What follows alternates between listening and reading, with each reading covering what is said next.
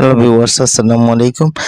আপনারা আপনাদের বাসাবাড়িতে এরকম যদি পাতাবাহার গাছগুলো থাকে, পুনিং শেয়ার দিয়ে আপনারা সুন্দর করে এভাবে আপনাদের মন মতো আপনারা কেটে এবং সাইজ করে নিতে পারবেন।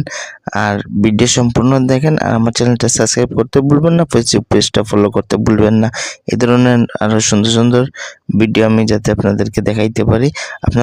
আপনারা এভাবে আপনাদের রাস্তার সাইডে কিভাবে আপনারা সুন্দর করে পুনিং শেয়ার দিয়ে আপনারা কাটবেন, দেখেন সম্পূর্ণ ভিডিও। দেখেন কাটার পরে কিউব একটা সুন্দর ডিজাইন বের হয়েছে।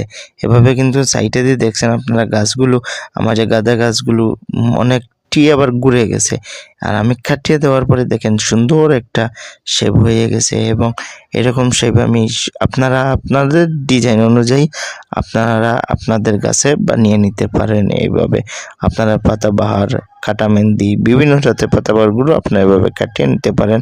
আমার চ্যানেলটা